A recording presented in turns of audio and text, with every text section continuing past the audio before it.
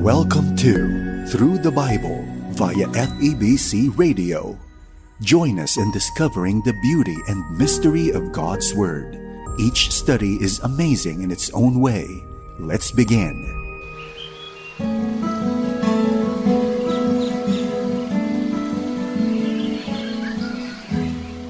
Ang tamang pag-ibig raw ay dumarating sa tamang kapanahunan.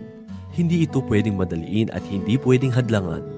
Subalit sa kanila na naging pihikan, tumanda silang walang kasintahan. Minsan kasi ay dumating na ang hinihintay na pag-ibig. Subalit dahil sa labis na pagkapihikan, ito'y natatangay na lamang ng hangin. Paano ba kumilos ang Diyos sa ating buhay pag-ibig?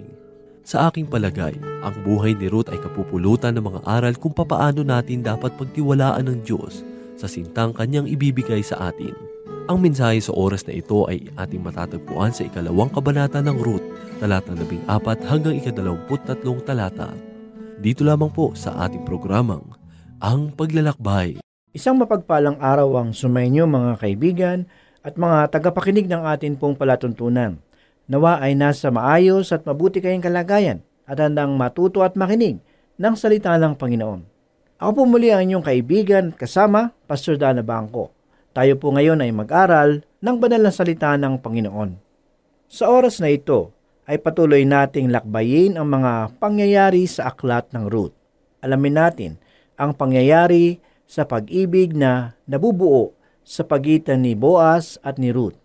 Ang kaganapan sa tagpong ito ay nangyari sa kanyang bukid. Basahin po natin ang 14 na talata ng 2 kabanata. Ganito po ang sinasabi.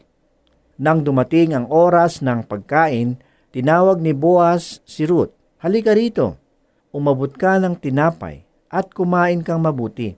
Kaya't nakiupo na siya sa mga manggagawa at inabutan ni Boaz ng binusang sebada. Kumain naman si Ruth hanggang sa mabusog. May natira pa sa pagkaing ibinigay sa kanya. Ang mga kabataan na lumaki sa bukid ay may iba't ibang paraan upang ipadama ang pag-ibig sa kanilang sinisinta. Ayon sa kwento ng isang pastor na lumaki sa lalawigan ng Nueva Ecija, kung saan palay ang pangunahing produkto, sa pagtatanim ng palay ay mapapansin kung sino ang mga kabataang nagliligawan. Ang hirap at pagod ay hindi nila alintana basta kasama ang minamahal. Pagkaraan ng ilang buwan at pwede nang gapasin ang tinanim na palay, makikita na naman sila sa gapasan. Ang init ng araw na parabang wala silang kapaguran dahil kasama ang kanilang nililiyag. Hindi madali ang mabuhay sa bukid. Subalit, para sa mga kabataan sa bukid, ang kabukiran ay maituturing na langit.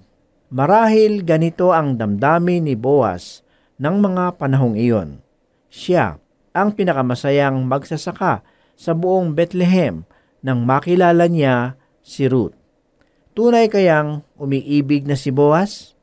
Ayon sa kanyang ipinapakita kay Ruth, kahit na sino ay magsasabi na tunay siyang nabighani sa angkin nitong kagandahan at gagawin niya ang lahat, mapangasawa lamang ang dayuhang si Ruth. Sa kabila ng katotohanan ito ay makikita natin ang malaking hadlang upang magkaroon ng katuparan. Hindi si Boaz ang pinakamalapit na kamag-anak ng yumaong asawa ni Ruth. Subalit hindi ito ang naging hadlang upang ipadama ni Boaz ang kanyang pag-ibig. Kapansin-pansin ang kanyang labis na pagmamalasakit kay Ruth. Basahin po natin ang mga talata 15 hanggang 16. Ganito po ang sinasabi. Nang ipagpatuloy niya ang pamumulot, pinagbili na ni Boaz ang mga manggagawa. Hayaan ninyo siyang mamulot kahit sa tabi ng mga binigkis. Huwag ninyo siyang babawalan. Maglaglag kayo ng mga uhay mula sa binigkis para may mapulot siya. Sinabi niya sa kanyang mga manggagawa, nais kong pakitaan ninyo siya ng paggalang at malasakit. Hayaan ninyo siyang mamulot kahit sa tabi ng mga binigkis. Ang mga katagang ito ay hindi basta sasabihin ng isang magsasaka. Alam niya ang hirap ng pagsasaka kaya't pag-uutusan niya ang mga manggagawa na maging masinop sa paggapas. Hindi siya pababayaan na nagkalat ang mga uhay. Sa ganoong kalagayan, marahil ay maunawaan natin ang may-ari ng bukirin kung pagbabawalan niya ang mga namumulot ng mga uhay habang mayroon pang gumagapas. Subalit sinabi ni Boaz sa kanyang mga manggagawa na hayaan ninyo siyang mamulot kahit sa tabi ng mga binigkis. Huwag ninyo siyang babawalan. Maglaglag kayo ng mga uhay mula sa binigkis para may mapulot siya. Dahil sa kanyang mga tinuran, masasabi natin na bihasa si Boaz sa batas. Alam niya kung ano ang batas para sa mga balo at mahihirap. Pinagsabihan niya ang kanyang mga tauhan na huwag nang balikan ang mga uhay na nahulog. Dahil sa kanyang pagmamahal kay Ruth, hinigitan pa niya ang sinasabi sa batas. Sinabi niya na kapag namumulot na si Ruth sa malapit sa mga manggagawa, maglaglag sila ng mga binigkis na hindi niya namamalayan at magpatuloy sila sa paggawa. Sa aking palagay, kapag may mga binigkis na nalaglag ang mga manggagawa, tinatawag ni Ruth ang kanilang pansin at sinasabi sa kanila na may binigkis na nalaglag. Subalit sa ganoong kalagayan ay hindi siya pinapansin ng mga manggagawa. Dahil ayon sa sinasabi ng batas, wag na itong babalikan pa. Hayaan na nila ito para sa mga mahihirap at balo. Hindi nasayang ang maghapon ni Ruth dahil sa mga sinabi ni Boaz. Basahin po natin ang talata 17. Si Ruth ay namulot hanggang gabi at giniik niya pagkatapos ang kanyang napulot. Halos kalahating kaban ang nakuha niya. Ayon sa mga dalubhasa, kung ipagbibili ang naipon ni Ruth at mapagbibilhan ay mahigit pa sa isang araw na sweldo ng isang pangkaraniwang manggagawa. Dahil si Ruth ay isang balo, napakalaking tulong para sa kanya at sa kanyang biyenan ang naipon niya ng araw na iyon.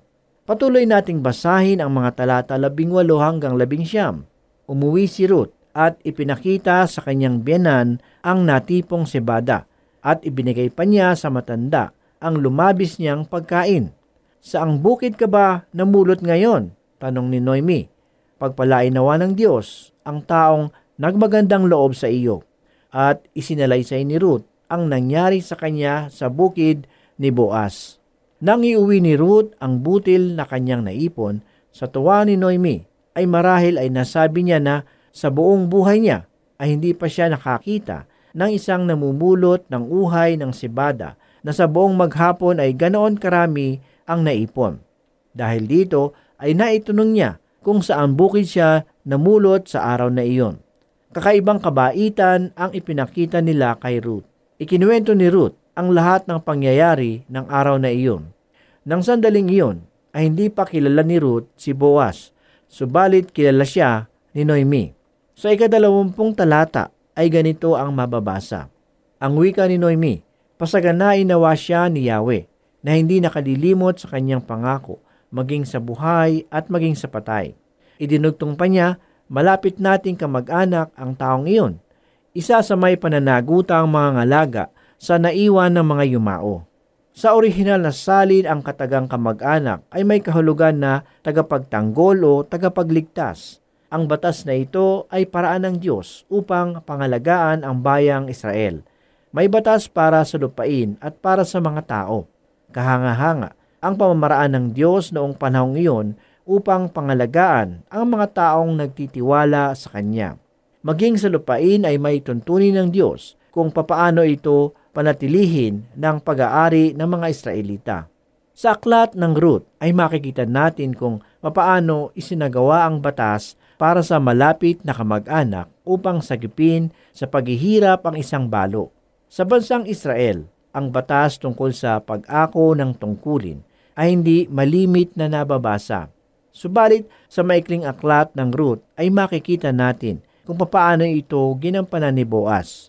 Sa aklat na ito ay makikita natin ang 2 pang batas at kung papaano ito isinagawa. Makikita natin ang mga batayan ng Diyos kung papaano tulungan ng mga mahihirap. Kakaiba ang mga tuntuning ito. Hinahayaan sila ng Diyos na magpunta sa mga ubasan at mga bukirin upang mamulot ng mga nahuhulog na uhay. Minsan lamang aanihan ng mga manggagawa ang kanilang mga pananim at ito ay hindi na nila binabalikan. Kahanga-hanga ang gabay na ito sapagkat sinasadya nilang magtira para sa mga balo at mahihirap.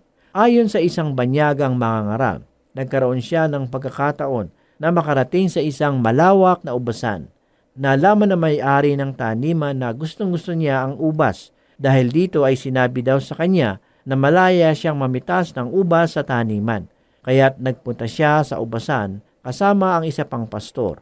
Ayon sa mga manggagawa, katatapos lamang daw nilang mag-ani ng ubas. Subalit ayon sa mga ngaral, kung mayroon lamang siyang malaking truck na paglalagyan ng mga natira pang ubas ay pupuniin niya ito. Kung pagmamasdan mo daw ang mga sanga nito, ay makikita ang mga nakabiti na natira. Napakaganda at naglalakihang ubas. Dahil dito ay sinabi niya sa kanyang kasamang pastor, pareho tayo ngayong namimitas ng ubas at sa aking palagay ay ginagawa natin ang bahagi ng batas ni Moises. Napapanatili ng mga mahihirap ang kanilang karangalan dahil sa pamamaraan ng Diyos upang sila ay tulungan. Kailangan nilang magtrabaho upang mapunuan ang kanilang pangangailangan. Kung mamamasyal ka sa mga lungsod, hindi maliligid sa paningin ang mga pulubi dahil sa kanilang kalagayan kung minsan ay hindi mamamalayan na inaabutan mo sila ng limos. Subalit ang paglilimos kaya ang tamang paraan upang sila ay matulungan. Sa lungsod ng Baguio, kung magagawi ka sa palengke, mahigpit na ipinagbabawal ang paglilimos sa mga pulubi. Ayon sa mga kinauukulan, ang paglilimos ay maituturing na isang krimen. Marahil, sinunod nila ang kautosang ito sapagkat alam nila na may tamang paraan upang tulungan ang mga pulubi o mahihirap. Tulad ng ginawa ni Ruth, kailangan nating magtrabaho upang matulungan ang ating pangangailangan. Napakaliwanag na ito ang paraan ng Diyos upang matugunan ang pangangailangan ng mga mahihirap. Subalit ang tanong, anong trabaho ang maibibigay ng pamahalaan para sa mga pulubi? Makikita natin sa aklat ng Ruth kung papaano ginawa ng malapit na kamag-anak ang pagtulong sa balo. Mababasa natin ito sa Levitico 25. Ito ay ginagawa sa tatlong magkakaibang na pamamaraan. Ito ay ginagawa ayon sa lupain at ayon sa kaugnayan ng bawat tao at sa kaugnayan sa mga balo. May kaugnayan si Boaz sa naging asawa ni Noemi. Ang pangalan ng taong iyon ay Elimelech na ang pakahulugan ay ang aking Diyos ay hari. Sa aking palagay, ang ama ni Elimelech at ni Boaz ay magkapatid. Ibig sabihin, sila ay magpinsan. Dahil dito, masasabi natin na magkamag-anak nga si Boaz at ang naging asawa ni Ruth. Kaya't sinabi ni Noemi kay Ruth na si Boaz ay malapit na kamag-anak. Sa mga talatang ito ay makikita natin na binigyan diin ang katagang kamag-anak. Ano ang ibig sabihin nito? Pag-aralan natin ang batas na ito ayon sa kaugnayan nito sa lupain. Ganito ang mababasa sa Levitico 25, 23 hanggang 8. Hindi ninyo maipagbibili ng lubusan ang lupa, sapagkat iyon ay akin. Pinatitirhan ko lamang sa inyo. Kaya maipagbili man ang alinmang bahagi ng inyong lupain, iyon ay kailangang magbalik sa dating may-ari.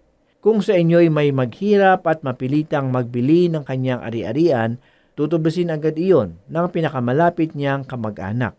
Kung wala siyang kamag-anak na makatutubos niyon, siya na rin ang tutubos pag umunlad uli ang kanyang kabuhayan.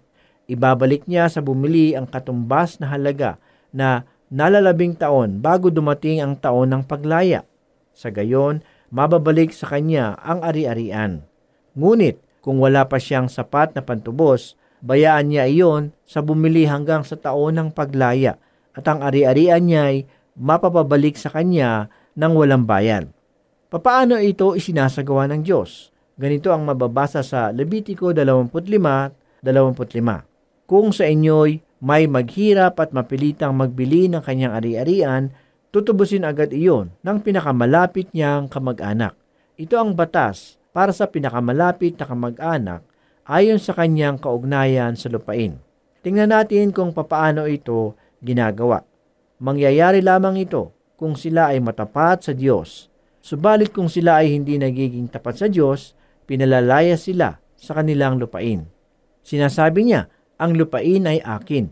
Subalit ito ay ibibigay ko sa inyo bilang inyong pag-aari magpakailanman.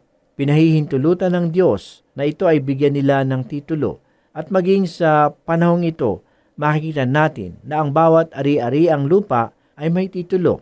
Inilagay sila ng Diyos sa lupaing iyon ayon sa lipi. May ari-arian ang bawat lipi sa lupaing ibinigay sa kanila ng Diyos. Katunayan, marahil sa inyong Biblia na hawak ngayon, sa likuran ay makikita ang isang mapa kung papaano hinati ang lupain sa bawat lipi ng Israel.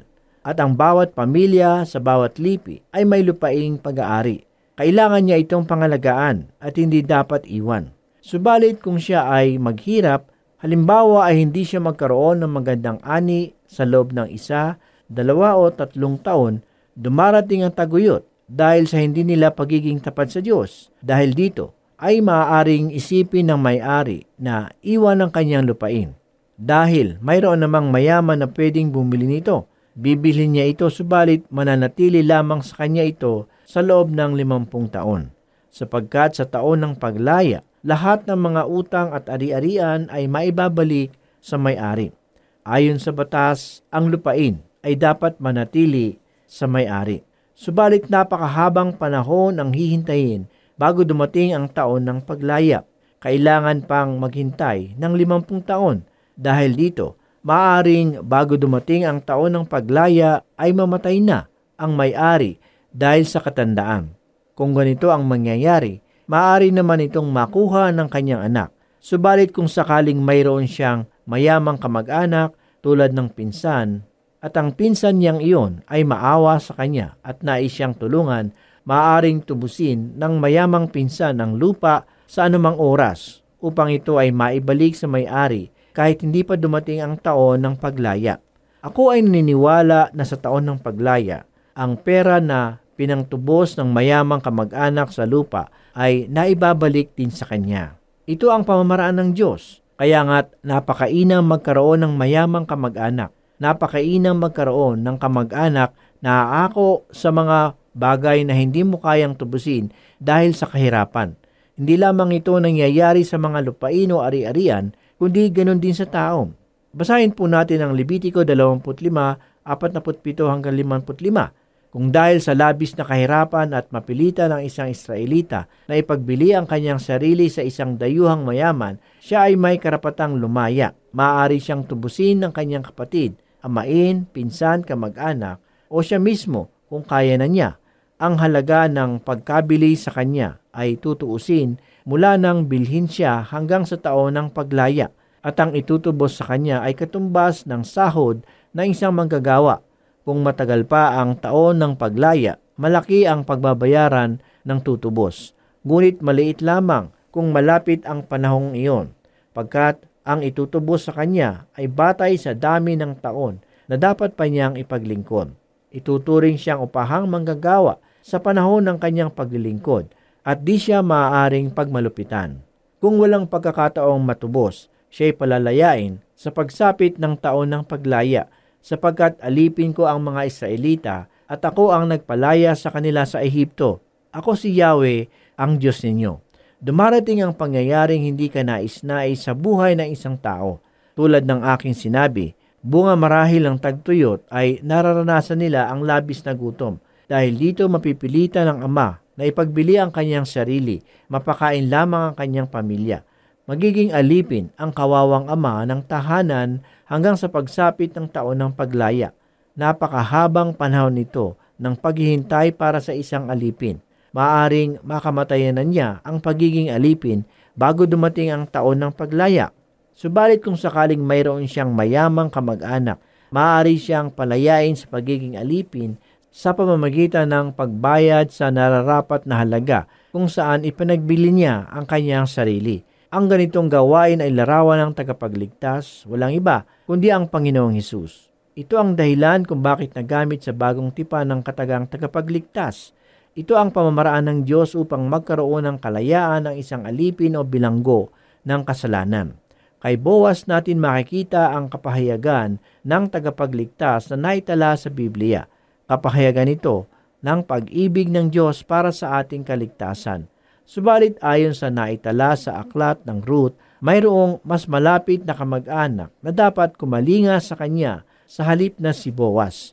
Subalit sa halip na samantalahin ng kamag-anak na iyon ang pagkakataon upang akuin ang pananagutan para kay Ruth, tinanggihan niya ito. Wala siyang malasakit kay Ruth, subalit mahal siya ni Boaz. Dito natin makikita ang malaking pagkakaiba. Kung tutuusin, hindi naman sana tayo dapat iligtas ng Diyos. Kahit hindi niya ito gawin, ay walang mawawala sa kanya. Mananatili pa rin siyang Diyos. Mananatili pa rin siyang banal at makatarungan. Subalit dahil mahal niya ang buong sangkatauhan, iniligtas niya tayo. Ipinapakita nito ang isang katotohanan na ang kaligtasan ay isang kasaysayan ng pag-ibig. Makikita ito sa pag-iibigan ng babae na galing sa Moab at ni Boaz na taga-Israel. Ang 3 huling talata ng Ruth ng 2 kabanata ay ganito ang mababasa. Nagpatuloy ng pagsalaysay si Ruth. Sinabi pa niyang magpatuloy akong mamulot sa kanyang bukid hanggang sa matapos ang anihan niya. Sumagot si Noemi, "Oo nga anak, baka mapariwara ka lamang kung sa ibang bukid ka pupunta. Mabuti ngang manatili kang kasama ng kanyang mga manggagawa." Ganon nga ang nangyari. Namulot si Ruth na kasama ng mga gumagapa sa bukid ni Boaz hanggang sa maaning lahat ang trigo at ang sibada at namuhay siyang kapisan ng kanyang biyanan. Umibig si Boaz kay Ruth at ako ay naniniwala na sila ay pinag-uusapan sa munting bayan ng Bethlehem ng panahong iyon. Sa wakas, umibig din ang pihikang binata. Ako ay naniniwala na sa tuwing dudungaw si Noemi, tuwing hapon sa bintana ng kanilang bahay, wala siyang ibang nakikita kundi si Boaz na naghahatid kay Ruth sa pag-uwi. Sa pangyayaring ito ay naisip ni Noemi na kailangan ng gawin ang nararapat para kay Ruth ayon sa kanilang kultura. Umiibig si Boaz kay Ruth at nais niyang akuin sa kanyang kalagayan bilang isang balo. Kahanga-hangang bagay kung iisipin na ang tanging tagapagligtas na mapagmahal ay nanaog sa lupa upang tayo ay mailigtas. Sino ba ang tao upang bigyan niya ng pansin? Ayon sa isang mangangaral, ilang daang taon na ang nakaraan, sino ba tayo na animo ay isang uod sa harapan ng Diyos upang bigyan niya ng halaga? Subalit dahil sa kanyang hindi masukat na pagmamahal, ibinigay niya ang kanyang sarili upang mamatay sa krus para sa atin. Kaibigan, mahal na mahal ka ng Diyos. Nais kanyang iligtas. Bakit hindi mo siya tanggapin ngayon? Unang hakbang na dapat mong gawin, tanggapin mo na ikaw ay isang makasalanan. Sapagkat sinabi sa Roma 3:23, sapagkat lahat ay nagkasala at walang sinumang karapat-dapat sa paningin ng Diyos.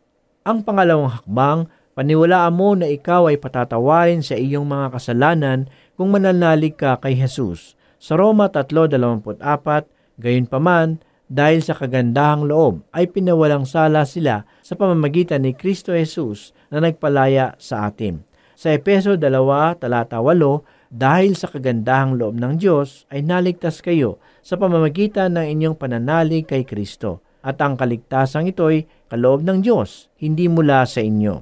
At ang ikatlong hakbang ay ipagtapat sa Panginoon ang inyong mga kasalanan.